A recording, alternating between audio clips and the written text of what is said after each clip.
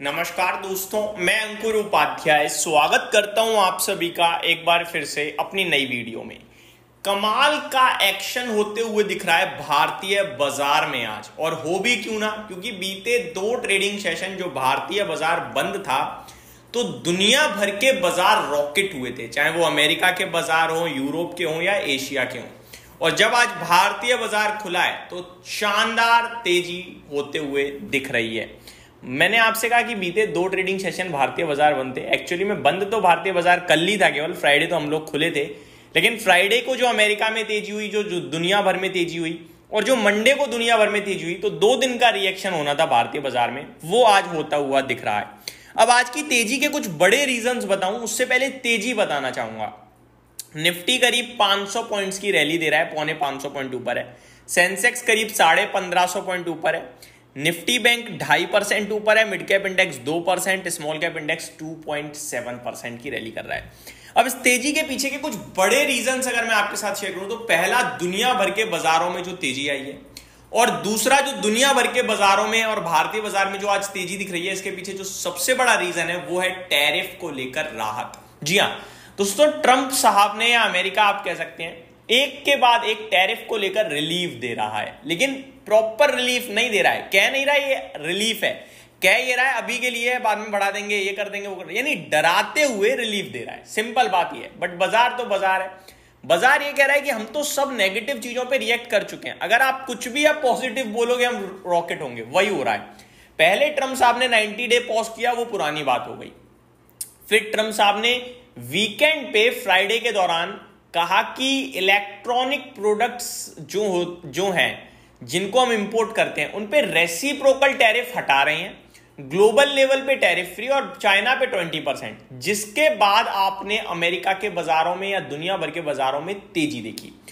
उन्होंने फिर एक कमेंट और पास कर दिया कि अभी रेसिप्रोकल टैरिफ तो हट गया है, लेकिन हम इसको एक दूसरे दायरे के टैरिफ में लेके आएंगे। अब वो कब लाएंगे वो पता नहीं। बाजार खुश है कि हाँ ठीक है, और बाजार इससे ये भी सोच रहा है या समझ रहा है कि भैया शायद ये चाइना के लिए एक क्या कहते हैं उसे, फर्स्ट हैंड रेस कर रहे हैं, खुद हाथ बढ़ा रहे हैं आगे कि देखो हम ऐसा कर रहे हैं, आप भी आ जाओ, पूरी तरीके से बात कर ले रहे हैं और चीजें क्लियर करते हैं। अब चाइना करेगा नहीं करेगा वो वक्त बताएगा।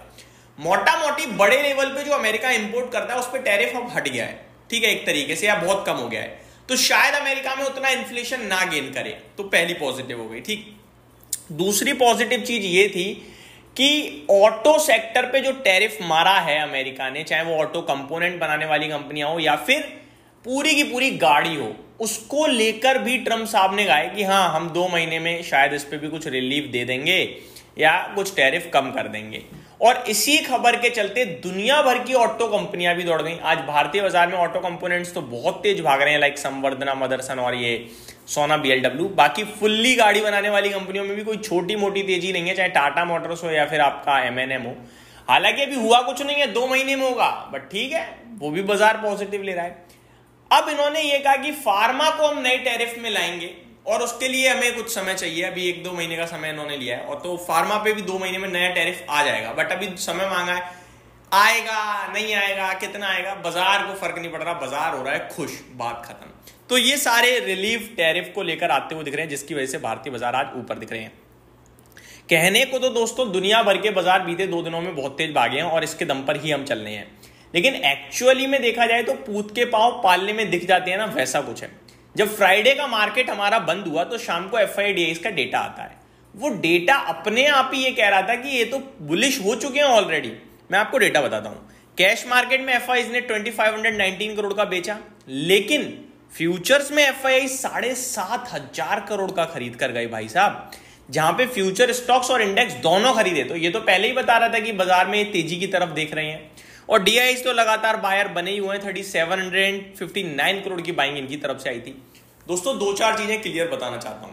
एक, भारतीय बाजार इस समय आउट परफॉर्म करता दिख रहा है। दूसरा, ग्लोबल लेवल पे टैरिफ को लेकर थोड़ी चिंताएं कम होते हुए दिख रही हैं।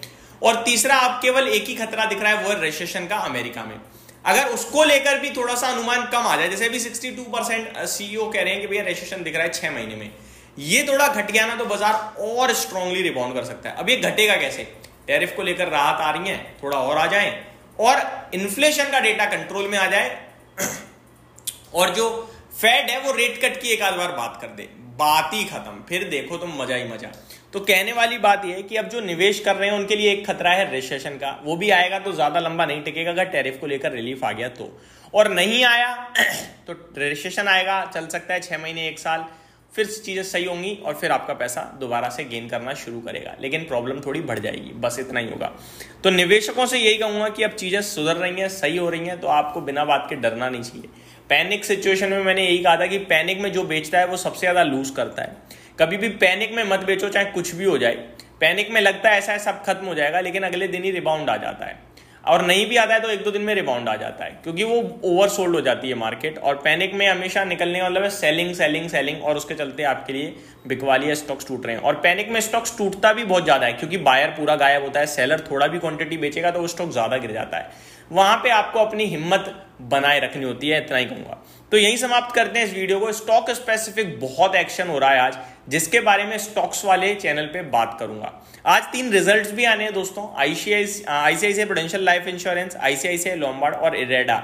नंबर्स और भी कंपनियों के आने हैं, जीएम ब्रेवरीज जैसी बड़ी कंपनियों के, लेकिन ये 3 कंपनियां अपने आप में फोकस में रहेंगी इन्वेस्टर्स के। यही समाप्त करता हूं इस वीडियो को। Thank you so much for watching this video. जय हिंद दोस्तों।